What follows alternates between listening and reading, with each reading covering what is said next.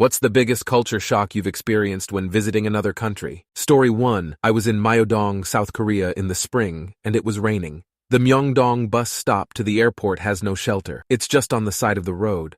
But when it rains, somebody, I'm guessing the nearby store owners, leave umbrellas for the bus goers to use, which the bus goers use and leave hanging on the railing when they board the bus. There were so many pretty umbrellas hung along the railing and nobody stole them. They were just there for anyone to use, and that was a huge shock for me. Story 2. Terrain changes. I'm from Chicago, Illinois, which is pretty much entirely flat, so I get excited at even slight elevation changes in nearby states like Wisconsin or Minnesota. But I recently went to the Tatra mountain range in Poland and was absolutely blown away. Story 3.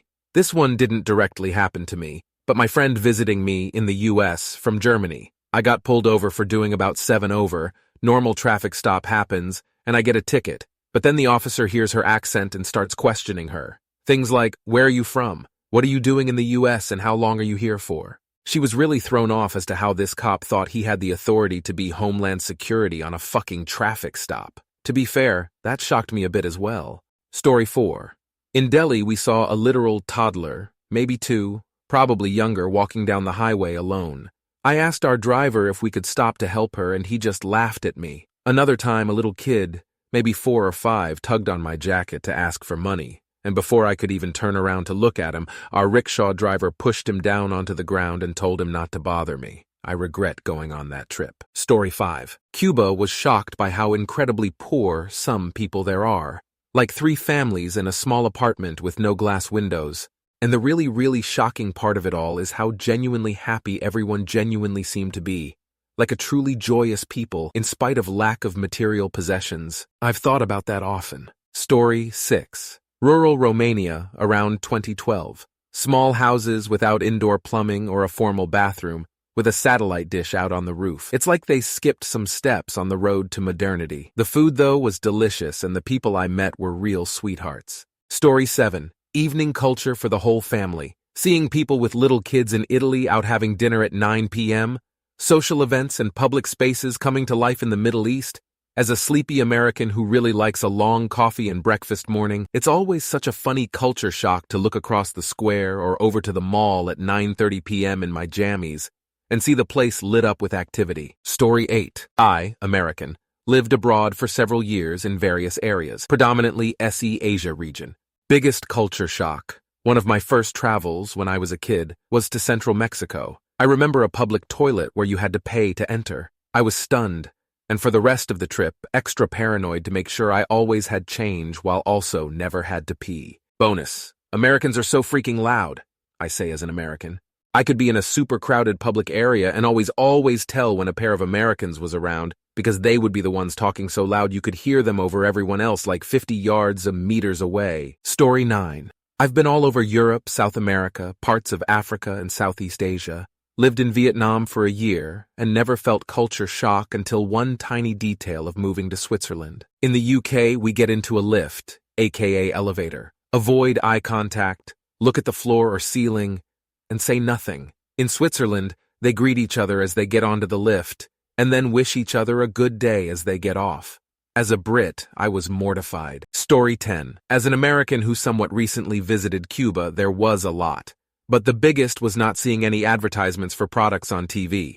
All the ad space was taken up by things about local elections. Also, when walking around Havana, there was no street advertising or billboards for major brands like you see in every major U.S. city. It was actually very refreshing, and when I got back to the U.S., I felt like I was being bombarded by advertising everywhere I went. Story 11.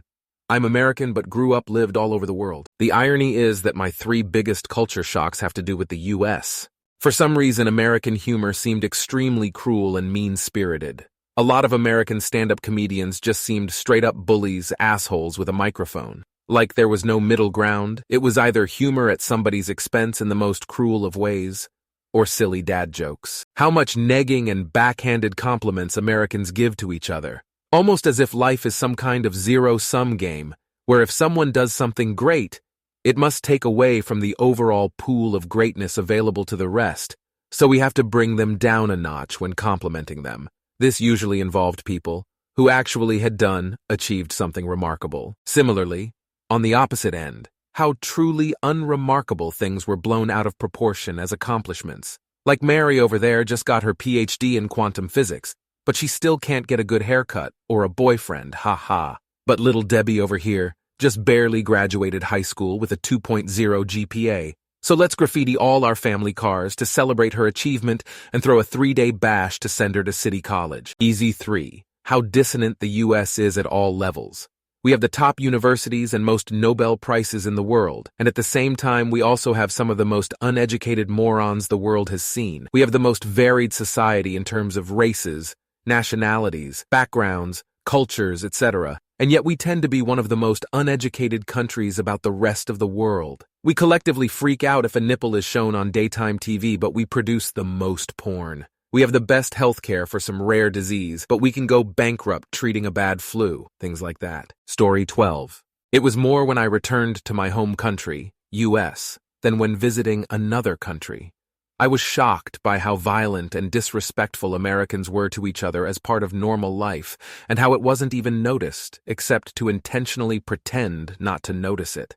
One of the first places I had to go was a store to get some toiletries. I saw 2 separate instances of people abusing their child, one fight starting between customers, a few instances of customers abusing staff, and one staff insulting a customer for asking where something was. I wasn't even in a Walmart. People just ignored each instance. Story 13, Caracas, Venezuela. Everyone who handles money, including clerks, packs sidearms in holsters. Cops, military in public areas fully geared up carrying combat rifles. Armed guards outside banks, with clients waiting outside, not inside. Bribery for preferred service present everywhere. Chants of gringos heard when we passed some ordinary folks on city streets. Went on a jungle tour to a remote village. When we departed, assembled kids lined up with middle fingers aloft, chanting, "Fuck Americans." Weird, but a bit humorous, as none of us were from the USA. Story 14. I saw a man beaten up by others and did nothing. Up until that point, I believed myself to be someone who would intervene in a situation like that. But I just stood there. That made me realize that I wasn't who I thought I was. I'm from Europe, and we were visiting India. And a thief got caught by merchants on a market and they were wailing on the guy. And I just stood there and did nothing as I felt completely useless when I wasn't able to communicate with them. Story 15. I went to New Zealand in March 2020 and got locked down there for almost 8 months because of the pandemic. It was quite literally the opposite of everything I knew my whole life in America. People shopping without shoes in stores, driving on the left side of the road, using kms instead of miles, the spelling of words like center, swimming being such a central part of life, rugby, their funny quips and sayings, "Oi, sweet as ya na tea," birds such as fantails flying around stores, airports, and directly into people's homes, while just going about life, sheep, and more sheep. Did I mention these things they called sun showers, where it would be a clear blue sky, yet raining? I never saw anything like this until I was in NZ. What a beautiful country, and such an immensely unique experience that was life-changing. I love New Zealand. Story 16.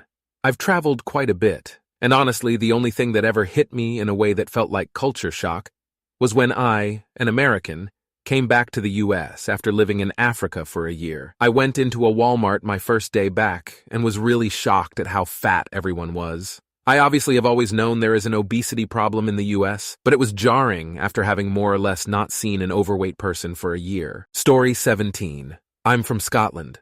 I wasn't prepared for just how different Philippines is. Not like here where we have supermarkets, they have a street full of vendors selling different things you buy as you need not do weekly shopping trips. How crazy the wires overhead are not like ours, neatly done. How wild the roads are, 8 lanes cross-section, no roundabout or lights or nothing, just like Mad Max out there, lol. The lack of seating even in malls, there's none. People going to the toilet in a bag on the street, the scale of pollution from cars you can't open the car window. So many things I can't name.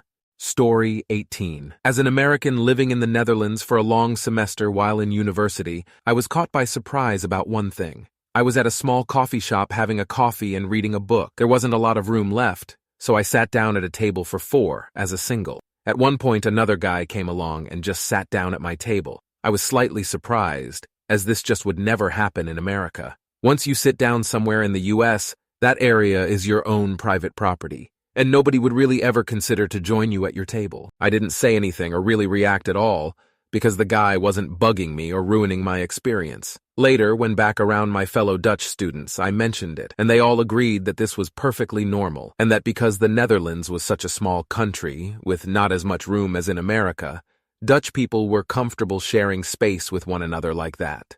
I totally accepted this, and came to really appreciate the pragmatism and open sharing of space like that. But it is so different than how things work in America. Nothing huge at all. Just one of those little differences between the two countries that I found charming and unique. Story 19.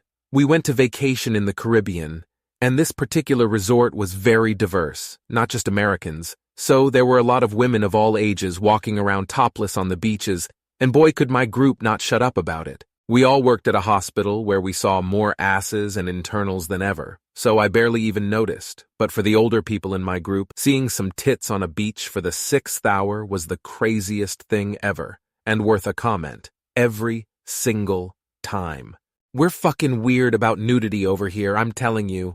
I'm glad I got to see how prudish we are. Story 20. When I was taking a taxi in China, I put extra yuan out for tip. Thank goodness my friend was there to say, "No, that's offensive," before we got out the right change. Being from the US, I yearn for a livable wage for everyone and not having to subsidize someone's salary. I despise tipping after being in other countries. Story 21. I haven't been to another country, but my father has, and most notable one he said to me was probably him going to Switzerland and noticing lack of traffic, quiet city with low-height buildings, different cities being in biking range, an amount of people riding horses with suits in the supposed countryside. Story 22. About 15, 20 years ago, I, from the US, rented a room from a family in a Central American country. I was in a good-sized town, not quite a city, but more than just a little village. I was aghast when my landlord told me that the region's sewage system could not handle paper, so I would have to put my used toilet paper in a little wastebasket next to the toilet. You don't realize how sheltered your life has been, or how much you've taken some luxuries for granted, until you suddenly don't have them. Story 23 got thrown out of a shop in Europe for not wearing shoes. It's normal in New Zealand to kick off your shoes in summer. Usually adults wear shoes or flip-flops/jandals, but it wouldn't raise eyebrows if you walk into a shop barefoot. People just assume you've been at the beach or kicked off your shoes on a long drive. Kids are barefoot at school. It's polite to take off your shoes when you enter a house. Learnt the hard way the rest of the world considers shoes mandatory. Story 24. The biggest culture shock for me was when I moved from a small town in the Midwest to New York City. In my small town, everyone knew each other's business, and the pace of life was slow and relaxed. But in NYC, everything was fast-paced, and people seemed more focused on themselves. I remember feeling overwhelmed by the crowded streets, the constant noise, and the diversity of people from all walks of life. It took some time to adjust to the hustle and bustle of city life. Story 25. While sitting outside a restaurant enjoying some coffee in Germany, a very young boy ran into the restaurant, obviously from school. He was carrying books. Minutes later, a couple came out with the boy, who was naked except for his shoes. He ran down the street with the happy parents following him, carrying his books and clothes, I guess to their home or whatever, after-school activities they were going to. It caught me totally by surprise. Story 26.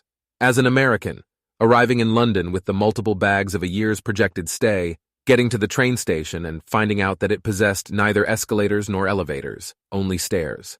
I remember my jet-lagged outrage, not just for me, but how the hell were handicapped people supposed to use the trains? No ADA there. I ended up taking a bus to my destination because there was absolutely no way I could get all my stuff down the flight of stairs by myself, and got my second memorable shock standing in the bus queue and seeing a young woman, mid-20s perhaps, reading a hardcore P*RN magazine while she waited. Nobody so much as blinked at it. To be clear, I've no objection to the mag. It's just not something I would have ever seen at home. Not a young woman, not in public. This was the late 1990s. And I really hope that the train situation has improved since. Story 27, okay, not me, but something I've seen many times. I'm Brazilian German, got one parent from each country. I've lived in Brazil nearly all my life, and know other people who are also Brazilian German, as well as Germans living in my city. One common culture shock between the people of those two countries is showering. We shower every single day here, some people even more than once a day. Germans don't do it that often. Whenever there's some kind of exchange program between the two countries, the organizers typically give both sides a heads up about this difference, so everyone is prepared. I know it's not only Germans who don't shower every day, though. Many people here associate Europeans in general with bad personal hygiene because of that. Also, people here are taught to brush their teeth 3 times a day: morning, after lunch, evening. And recently, many Brazilians found out that's not how it is in a lot of places around the world. It's been a whole thing online lately. Story 28 went to Brussels. Similar to most places, paying for public bathroom usage. I always have to pee. I never carry American change or cash because I always use my card. It hit me hard when I went to a Belgian department store to use the bathroom. Didn't have change on me. Got the throat clearing from the attendant and was blessed. My friend was in the room with me and could loan me €1. Never had an empty wallet after that. Much cleaner public restrooms there, though. Story 29. Children begging late at night, alone on open, wide streets. They'd follow you and plead. I had visited other countries where children begged incessantly, but in South Africa, there was a darkness in their eyes that I'll never forget. It was also the juxtaposition of them being clearly so poor and dirty, but surrounded by clean, modern, brutalist concrete buildings. It is their country, but I was the one who looked like I belonged there. I didn't like it. Story 30. Not a huge culture shock, but frustrating at the time. There were no drinking fountains in Ireland. I remember being really thirsty and wanted to fill up my water bottle, and there wasn't an easy way to do so. Also, I didn't see any paper towels or tissues in public bathrooms. I was getting over a cold at the time and still had a bit of a runny nose, so this one was really annoying. Also, how much makeup everyone wore, including fairly young girls. This was in 2017, so at the height of the Instagram makeup trend, and I saw so many women, teens, and even preteens wearing a full face of super heavy makeup. I didn't bring any makeup with me and rarely wear it anyway, and I felt very naked being barefaced. At home, US, half the women don't wear makeup anyway, or definitely not as heavily. Story 31. From Canada and road tripped through the US a lot, particularly to visit extended family scattered throughout the country. Few things surprised me like the shocking amount of open littering around rural rest areas, open carry of firearms, and how overweight so many people are, but man, nothing got to me more than this. Biggest culture shock by far was when we arrived at the home of a relative in Omaha after driving for 3 days through a heinous winter storm, and being told, "Oh, y'all can leave your shoes on inside, don't bother taking them things off." Meanwhile, my winter boots were caked in mud and snow, freshly vacuumed and shampooed carpets, and they happily encouraged me to wear my dirty ass boots inside. Unbelievable. I took them off anyway, but I was in shock. Even more shocking was going to their friend's house that week, and they also wore their shoes indoors. It was one of those cannot compute what I'm seeing moments. As a Canadian where our weather can get so bad, if you keep your dirty footwear on indoors where they have carpets, you'll get scolded for doing so. Story 32. Spent some time in Ecuador. Apparently, there is a tax or cost when you finish building a building, or at least that's what I was told when I saw a ton of buildings with people living in them, with concrete columns / rusty rebar sticking out the top like they were going to build another floor. The taxi driver told me it's cheaper for them to leave buildings permanently unfinished.